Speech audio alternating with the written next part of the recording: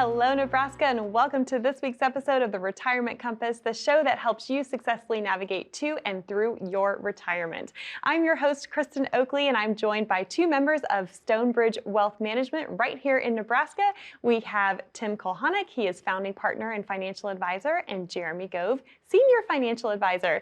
Tim and Jeremy, I know how busy you are, so I'm just so grateful that we have this time to be in the studio together. Yeah, us too. We're happy to be here. Yes, well, in addition to the television show, I know you have your radio show, you have workshops that you're doing. Yep. So tell me first a little bit about the radio show so our viewers at home can get connected with you that way as well.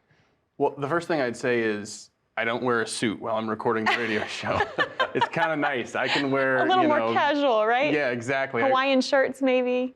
Sometimes. I have seen them wear them. They rock them, by the way. No tank tops. Okay, so no, the radio show is a lot of fun. Honestly, being able to hit the headlines, what's going on in the world, the changes from laws and that sort of thing. I really enjoy that opportunity to talk about. That's awesome. And then Jeremy, I know you all do a lot of live workshops, so tell our viewers a little bit more about those. Yeah, we really enjoy doing the live events just because one of our key focuses is spending time and educating clients to make educated decisions about their financial things that are going on in your life. So we want to we spend a lot of time doing that. We love doing that. It's a great chance for us to meet a lot of new people and just share knowledge with them that'll help, that they can take and apply it to their life. Absolutely. So if someone at home is watching and they want to get connected and actually come meet you guys in person and attend one of your live events, how can they find out more information? That's a great question. So if you go to stonebridgeiwm.com and you can click on the events tab,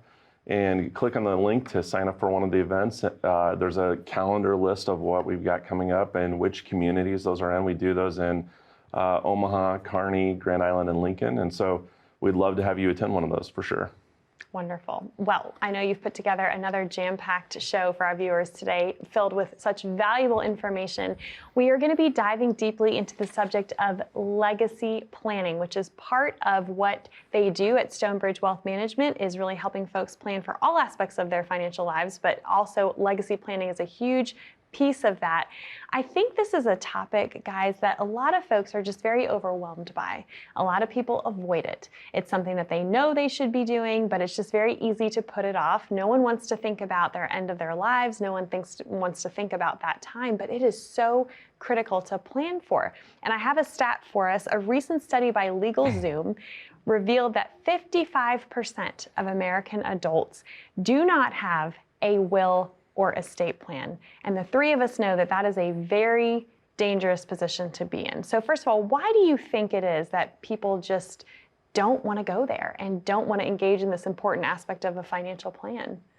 Well, I recently saw they do these, I guess, periodically, where they'll go on the street and they'll ask, people, when you think about estate planning, what do you think of? And the two words that people, I guess, came up with the most is death and taxes. And so those are two things that we don't want to talk about. No. We hate talking about taxes. Right. We don't really want to talk about our demise. And so I think naturally, as a result of that, we just don't want to do our estate planning. And it's such a critical piece. We can end up giving the government or the tax, through taxes, a tremendous amount of our net worth just because we don't do the planning. And it's too bad. Absolutely. Well, I know we're going to get into the dangers of why that's not a favorable position to be in for sure. But you mentioned the words death and taxes, but you all use different words when you talk about estate planning. So share with our viewers what those words are. Yeah, so we like to replace death and taxes with two words, choice and control. Choice and control. Choice and control, yeah. And so you have a choice. We can make a plan or we can bury our head in the sand. And so by choice, we also mean you're deciding where you want your assets to go. So you're not just leaving it up to the government to decide that for you. If you don't have a will, that's really what happens. And so choice is important. And then also control, again, that kind of goes back to deciding and determining who I want my assets to go to. Right. It could be a charity, it could be kids, it could be grandkids, whoever it is, you're making that decision, nobody else is. It's really critical. It is, for sure. I mean, it's your money. You should have the option, and you do have the ability to tell it where you want it to go, but you have to do that planning. So I know we said, dying without a will is no good. That's known as dying intestate. And every state has different rules. So talk to me specifically about Nebraska. What happens if someone dies here and they don't have a will? Yeah, if you pass away in Nebraska without a will, then you get the state's will. And I'd encourage everyone to go online, look this up, and you can verify what I'm talking about. There's plenty of different websites like nolo.com, NOLO, that will kind of corroborate this information, but you will be shocked at what happens. In fact, if someone were to pass away without a will, intestate, in the state of Nebraska, and let's say they're married, and they've got parents that are still living, the way the state's will works is their spouse would get the first $100,000 of probatable assets. Okay. And then their spouse would get a split, everything else 50-50 with the surviving parents. What? Now, if something were to happen to me, I want that money going to my wife. Right. I want it going to provide for my family and my children and their future education. Yeah. And it can just cause a lot of problems for multiple reasons. Thankfully, I'm in a situation where my family's pretty tight-knit. My wife and my mom and dad get along really well. That's good. But let's be honest, that's not the case for everybody. No. So that's why it's so unbelievably critical to pay attention to this topic. Wow. That's amazing. That the first 100,000 and then after that it's a 50-50 split. 50-50 split. That's crazy. Wow. Yeah. Well, and I think a lot of folks, it's not just the will, but even just beneficiary designations. I mean, I had a situation recently. I was at the dentist and my dental hygienist said, please go ahead and use this story on the show. She had been working for 20 plus years and only found out that she had her beneficiary designation when she first started working on her 401k to her boyfriend at the time from 20 years prior. Thankfully, she found it, fixed it, was able to update it to her husband. But if she had passed away unexpectedly, it didn't matter what the will would have said. That ex-boyfriend from 20 years ago would have gotten her money. Yeah, a lot of people don't understand that. But when your will, your beneficiaries supersede your will. Exactly. So it's crazy how many times we go through the estate planning process with people and they don't match up. Right. Your beneficiaries like that happen. That's one of the worst ones I've heard of, thankfully. Right. She was able to rectify it. She was able to rectify it before anything happened. So that's good. But yeah, it's not uncommon for us to see that. And sometimes that creates some battles in families where your will says, I want this money to go to one family member, right? But your beneficiary says something else, and you didn't change it. So it can leave a legacy of chaos, really. Absolutely. Yeah. Well, again, I think a lot of folks find this subject very overwhelming, and that's understandable. But I know, Tim, your heart and what you all do at Stonebridge Wealth is to really help folks navigate through this. And so, talk to them a little bit about what you're able to do to help. Yep. Yeah, and again, folks, it goes back to having, as Jeremy said, choice and control. And you can choose to plan and have that choice and control, or again, end up with, whether it's the state's will or, in the example we just gave, maybe some unintended consequences. But you do have choices, right? You have three, as I see it. You can keep going the way you're going, right? And just hope things work out. You can try to do it on your own, and there's different resources that we could call us, and we can point you to those resources if you just want to do it on your own. Or you can make sure that you have the opportunity to live a legacy, not just designate beneficiaries, but do it strategically so we can combine all these different 5 key areas of the retirement compass, work on removing the IRS from your list of beneficiaries, because right now they're on it, believe me. We can help you do that if you give us a call today, 866-256-7778, or simply go to our website, stonebridgeiwm.com, and request a meeting, and we'll look forward to talking to you soon. Wonderful. Tim, Jeremy, thank you so much. I know we have so much more valuable information to get into today, but to our viewers at home, we are going to take a quick commercial break. Again, that number to call to get your complimentary retirement readiness review from Tim and Jeremy and the team at Stonebridge Wealth, it's right there on the bottom of your screen. Simply call 866-256-7778. You're also welcome to take out your smartphone. Simply scan that QR code in the bottom right-hand corner of the screen. That will take you over to a landing page, ask you a few simple questions, and then a member of the team will reach out to you and set up your complimentary meeting for you that way as well. When we come back, do you know about some of the specific estate tax laws for the state of Nebraska? Hear what Jeremy and Tim have to say right after this. As a good saver, you've been putting away money during your working years. Studies find that the biggest fear of retirees is running out of money. Market volatility isn't just the downward movement of stock prices, it's the size and frequency of change. The more dramatic the ups and downs, the higher the volatility. This can put savers who are newly retired or a few years away from being retired at greater risk. Today's generation of retirees is not receiving traditional pensions as our parents or grandparents did. Instead, we have retirement accounts such as 401ks or 403bs. These accounts typically expose your money to market risk. The last thing you want right before retirement is to lose a portion of the money you need for income. But how do you turn these accounts into a retirement income? Is it safe to keep all your retirement money sitting in the stock market? The last thing you want is to lose a portion of the money you need for income due to market loss. By working with a financial professional, you can learn how to turn a portion of your savings into an income stream for life and income for the life of your spouse if you're married. We all have moments in our lives when we wish we had taken action sooner. Don't let procrastination reign on your retirement parade. Act now before it's too late. Please call our office to set up your no-cost, no-obligation retirement income review today.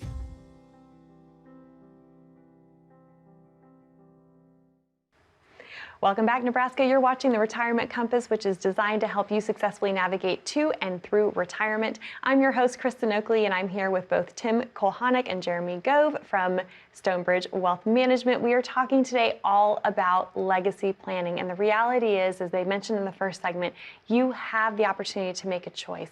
You have the opportunity to take control of your money so that you can tell it where you want to go once you're no longer here. And there's just such peace of mind that comes with that when you have that solid plan in place. I want to touch on something specific to Nebraska. I thought this was really interesting. There was a Forbes report that came out, and the title of the report, this was back in 2022, said Where Not to Die in 2022, the grittiest death tax states, and Nebraska was on the list. So can you share a little bit about why Nebraska made that list? Yeah, not exactly a list that you want to be proud No, of, right? right. We're proud of our corn, our cattle, our football, volleyball, and a lot of other things. Yes. But unfortunately, yeah, we make that list pretty much every year. And the reason being is Nebraska is one of soon to be 5 states that have what we call an inheritance tax. So I want to unpack this for our folks. I hate that saying, but I used it. So we're going to unpack this for you folks at home. So there's an estate tax, that's a federal tax, and that's taxed on all of your net worth, your assets, okay? An inheritance tax works a little bit different. In the state of Nebraska, there's an exemption. So if somebody passes away and they had, let's just say, $300,000, and their children were their beneficiaries, then their children are all going to get an equal distribution. They're all going to get $100,000, and there won't be any inheritance tax because there's an $100,000 exemption or exclusion. Okay. What if somebody has $3 million? Now we have a problem because that first $100,000 is still tax exempt from the inheritance tax, right? But the next 2.9, or for each one of them, I guess it would be 900. They're going to pay an inheritance tax of 1% on that. Wow. Now that might not seem like a big deal, but that's your hard-earned money going to, really, it's a county level tax, and the inheritance tax. The legislature tried to get rid of it several times, and yet it persists. They did make some key changes here in the last couple legislative sessions that have relieved that. But the reality is Nebraska still has one of the highest inheritance taxes for non-relatives. Here's why that's important. If you have a situation where somebody is cohabiting or they're a partner situation but not married. Not legally married, right? And they're leaving their assets to that other person, that can get really expensive. They could be paying as high as 15% in inheritance tax, potentially income tax on top of that. Wow. It gets really, really devastating. Oh gosh, and no one wants double taxation. Like, let's try to avoid this at all possible, right? Absolutely. So what are some other things that put Nebraska on this list? Well, the fact that we have taxes on Social Security. Now, again, there's good news. The legislature has acted. So over the last few legislative sessions, they have begun to phase out taxes at the state level on Social Security. So Nebraska has been one of 13 states that still taxes Social Security. Here in the next few years, we're waiting on a little bit more guidance from the Department of Revenue, but here in the next few years, that'll be phased out. You'll still have to contend with Social Security tax at the federal level, but thankfully, we're removing ourselves from one of those other naughty lists, if you will. So Santa's going to look better at us. Yeah, for sure. Wow. Well, what else can Nebraska residents be doing to really help prepare and help mitigate this tax burden? Yeah, so I guess we say this a lot on the show, but we want to have a plan, and that's really the critical piece to it. But if you want to break it down into specifics, there's a couple things that we can discuss right now. I mean, having named beneficiaries on your accounts, even if they're individual accounts or joint accounts that are held, we always encourage listing beneficiaries, because what will happen is that'll avoid probate. It'll go right to that beneficiary. And also, it actually makes that money available to them immediately upon your demise, rather than waiting until it goes through probate, which could take 6 months to 2 years. Oh gosh, it's so lengthy, it's so expensive, It's it just expensive, gets long it's drawn crazy. out. Yeah, exactly. And so those are a couple things, but having the right beneficiaries on the right types of accounts is also important. The biggest thing that we're always trying to do is obviously keep costs low. And as you just mentioned, Kristen, probate is expensive. And if we can avoid having these assets go through probate, then we should do that. And the only way to determine that is to have an actual plan. Absolutely. Well, if someone's out there watching and they're going, gosh, I know I should have been taking care of this a long time ago, we want you to know you're not alone. Obviously, the stats show a lot of people are in that position. What do you want to say to that person that is feeling that tug that, okay, it's time for me to get my ducks in a row. It's time for me to really get this stuff taken care of? Yeah, I think the main thing would be that there's no penalty for being over-prepared, or if you feel like you're procrastinating, just know it's not too late. There's good news. We can still help. I've mentioned on previous shows that, you know, if all of a sudden you find yourself, you hit it in the bunker, to use the golf analogy, you know, you don't have to try to make it all the way to the green in one shot. We can lay up, get back and play, and, you know, continue down the right path with a plan. I will tell you though, Kristen, this just happened. I had a gal in my office, and she was remarried. She was on a fixed income, and she had a really good fixed income. So her retirement resources, she had no plans on using. Her live-in partner was her primary beneficiary on all of her accounts, including her IRA. It was about $1 million IRA. Right.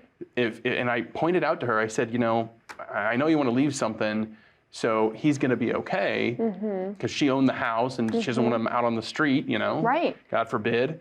But doing it this way, you know, he'll get a $25,000 exemption on that $1 million IRA. And on the next $975,000, he's going to pay not only income tax to get the money out, which he could pay at 40, 50%. We don't know. We don't have control over that. Right. And he's going to pay 15% on top of that in inheritance tax on everything over that exemption. And that would be devastating. Right. Again, the good news is we were able to fix it. Okay. And for our viewers, guess what? You don't know if you have a problem until you don't know what you don't know until you do that review. We can give you that complimentary second opinion. Just give us a call today, 866-256-7778, or check out our website, stonebridgeiwm.com.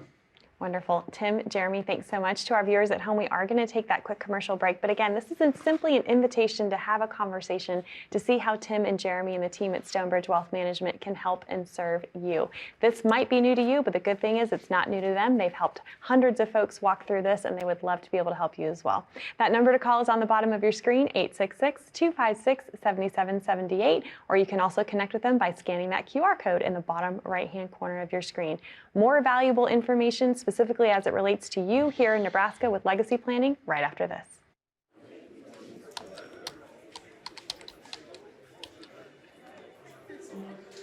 The work never seems to end until the day it finally does.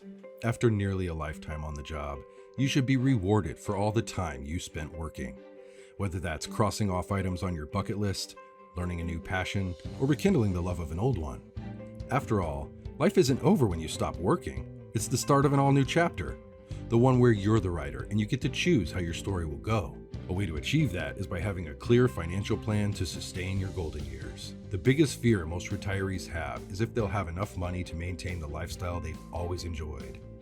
Having a plan to help protect you against the curveballs life often throws will help to maintain your lifestyle. Call today to get your free written financial plan so you may live every day to the fullest and enjoy the retirement of your dreams.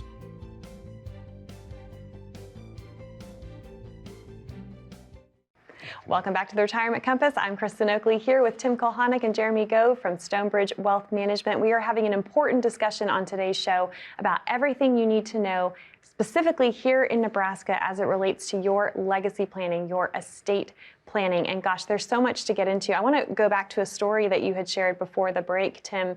You were talking about a client who wanted to leave her IRA, which was around $1 million, to her live-in partner, right? Mm-hmm. And one of the recent tax law changes, and we have to talk about taxes because it affects every aspect of our lives, especially in retirement planning. But with the Secure 2.0 Act early in 2023, they made a change where now with inherited IRAs, there's a big difference. So do you want to share that difference and then help folks understand why this is so important to plan for the money that you're leaving behind? Yeah, so really there used to be what's called a stretch IRA. And so if I inherited an IRA from, let's say, a parent, that parent, we talked about on a previous program, we were talking about taxes, was taking, let's say, required minimum distributions, which are spread out over their remaining life expectancy. Well, if I'm 25 years younger than my parent and I inherit that account, I used to be able to spread those distributions out over my remaining life expectancy, which meant I had to take less out, which is great, right? Well, part of the Secure Act 1.0 and then the 2.0 said, no, you don't get to do that anymore. We might have moved the RMD age back, but guess what? We're going to increase the amount of revenue coming into the Treasury in a different way. We're going to say, you beneficiaries, so in the same example I just gave, you don't get to spread that over the rest of your life. You have 10 years to take that money out, okay? Now, you think about how devastating that is from a income tax perspective. I have a client who her mom passed away, unfortunately, last year, and she's only 31, this client of mine, okay? She works full time. She makes about $65,000 a year, and now she has to take out. She inherited about $500,000 in pre-tax IRA money from her mother. She's got to get that out in the next 10 years. She's not going to be retired in 10 years. Right. So now she's losing, at today's discounted on-sale tax rate, she's losing over a third of that money she's inherited because of taxes. So this is a critical piece of estate planning. It shows why we use the retirement compass, because it's all connected. Yeah. Well, and it's not really a big surprise that they changed that rule, because if you look at the statistics, there's around $30 trillion in retirement accounts today. Yeah. And so, you know, what are our politicians good at? They're good at finding money and spending it. Yes. And it's not their money, right? They're all good at spending everyone else's. And so the natural process of that is that they're going to see this huge amount of money and they need to get it, because obviously we've talked about this a lot. We're spending way more money than we're taking in, and the revenues are going to have to increase. And so with the estate planning and the taxes we're talking about, as Tim mentioned, taxes are on sale right now. And so we want to do things that we can, or put plans in place to take advantage of that for the next couple of years. And then, you know, in 2026, we'll reevaluate and reassess where things are going, and then make a plan from there, going from that direction as well. Well, and one thing to point out with that, I think it's really heartbreaking when folks are thinking that they're doing a really wonderful thing and a blessing to leave money behind to their loved ones, which is a great gift, but they don't realize the tax bomb, right, that they're actually giving. You want to give a gift, not a bomb. And that can just, for your example, I'm sure that put her in a higher tax bracket because it's more income coming in. I mean, there's just so much that goes into this. Yeah, and we're already doing everything we can to try to mitigate that problem. We're maxing out our 401k at work.